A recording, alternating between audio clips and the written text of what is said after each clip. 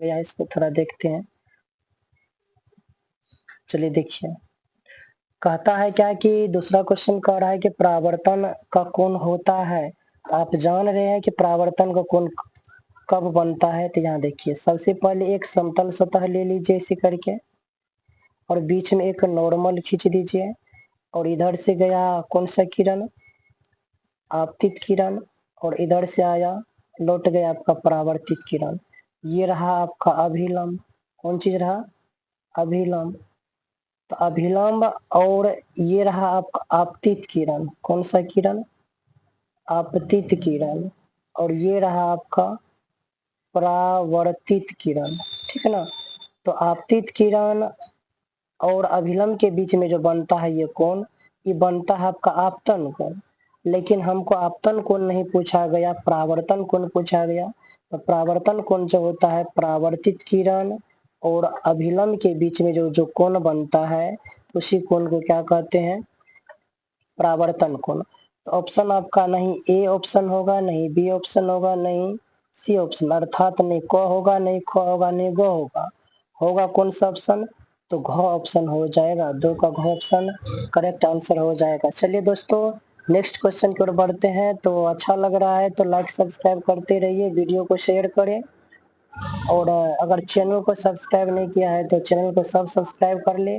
और क्योंकि 2025 में बोर्ड एग्जाम होने वाला है, तो उसमें आपको बहुत ही ये ऑब्जेक्टिव क्वेश्चन फायदा देने वाले हैं। तो चलिए नेक्स्ट क्वेश्चन की ओर बढ़ते हैं। क्वेश्चन नंबर है 3। कहता प्रकाश के परावर्तन के कितने नियम हैं? तो प्रकाश के परावर्तन के 2 नियम होते हैं। तो चलिए आपका 3 नंबर का ख आंसर हो जाएगा। तो चलिए नेक्स्ट क्वेश्चन की ओर बढ़ते हैं। आपका 4 नंबर में क्वेश्चन दिया गया है।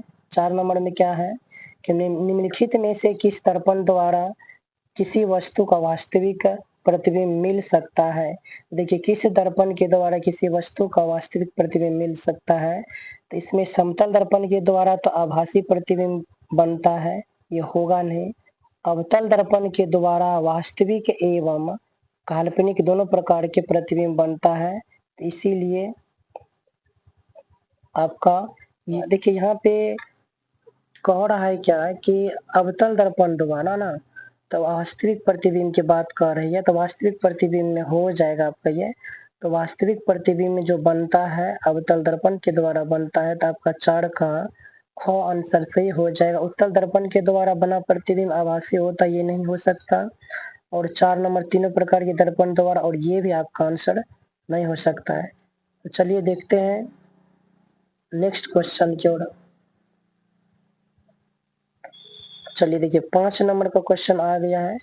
5 नंबर का क्वेश्चन में क्या दिया गया, ध्यान से देखेंगे दोस्तों। जहाँ पे प्रॉब्लम आ रही कमेंट करके पूछ सकते हैं कि कहाँ पे दिक्कत आ रही है। चलिए देखते हैं। 5 नंबर में कहता है कि निम्नलिखित में से किस दर्पण द्वारा किसी वस्तु का आभासी प्रतिबिंब प्राप्त किया जा सकता है? यहाँ पर देखिए क्वेश्चन कह रहा है कि निम्नलिखित में से किस दर्पण के द्वारा किसी वस्तु का आभासी प्रतिबिंब प्राप्त किया जा सकता है?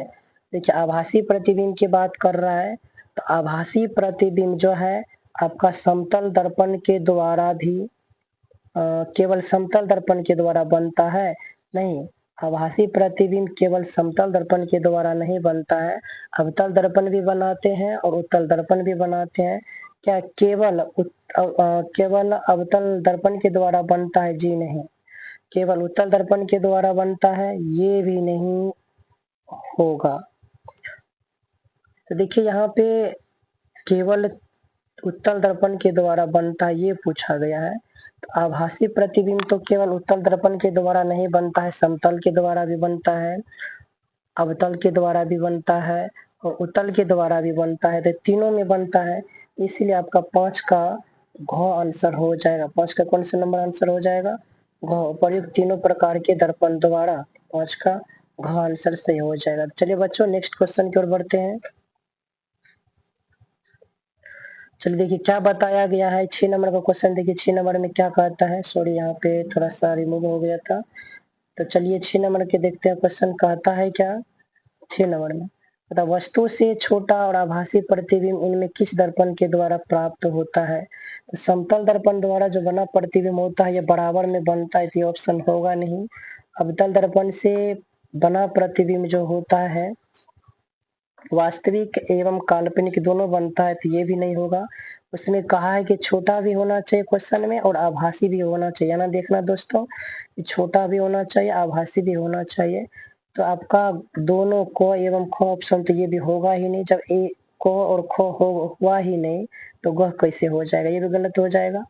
उत्तल दर्पण के द्वारा बना प्रतिबिंब जो होता है, ये छोटा और आभासी प्रतिबिंब बनाता है, तो इसीलिए आपका 6 नंबर का क्वेश्चन आंसर सही हो जाएगा घ आंसर। तो चलिए नेक्स्ट क्वेश्चन की ओर बढ़ते हैं।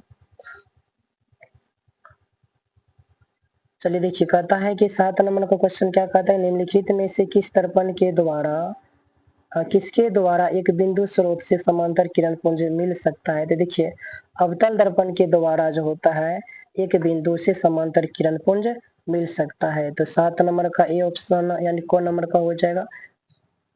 तो चलिए देखते हैं नेक्स्ट क्वेश्चन।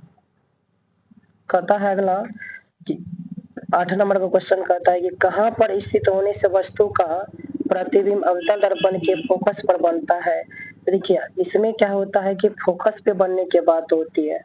तो फोकस पे प्रतिबिंब तब बनता है जब वस्तु कहाँ पे होता है, अनंत पर स्थित होता है। तो 8 नंबर का घ आंसर हो जाएगा। तो चलिए बच्चों नेक्स्ट क्वेश्चन की ओर बढ़ते हैं।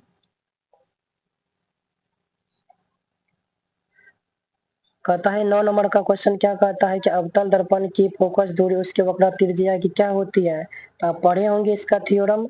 तो 9 नंबर का ख आंसर बन जाएगा, आधी होती है। तो अवतल दर्पण की जो फोकस दूरी होती है उसकी वक्रता त्रिज्या की क्या होती है, आधी होती है। तो चलिए नेक्स्ट तरफ हो गया। अवतल दर्पण में वस्तु की स्थिति फोकस और ध्रुव के बीच हो तो प्रतिबिंब कहाँ बनता है? कहता है कि अवतल दर्पण में अवतल दर्पण में वस्तु जो है, वस्तु की स्थिति फोकस और ध्रुव के बीच बनता है। देखिए, फोकस और ध्रुव अवतल दर्पण की बात कर रही है। तो अवतल दर्पण कैसे बनता है? ये इधर से बाहर से पेंट रहता है और ये आपका प्रधान अक्ष हो गया और ये फोकस हो गया, ये ध्रुव हो गया। तो वस्तु जब यहाँ पे होती है ध्रुव और फोकस के बीच में, इसका प्रतिबिंब दर्पण के पीछे बनता है, इस साइड में बनेगा, दर्पण के पीछे बनेगा। तो कहने का मतलब हो जाएगा ऑप्शन। देखते हैं ऑप्शन में क्या क्या दिया गया है। तो थोड़ा सा आगे की ओर बढ़ते हैं। ऑप्शन में देखिए क्या दिया गया है, वास्तविक और बड़ा, वास्तविक और छोटा, आभासी या काल्पनिक और बड़ा। तो आपका ये ऑप्शन नहीं होगा, नहीं ये होगा। तो आपका ग नंबर का आंसर करेक्ट हो जाएगा।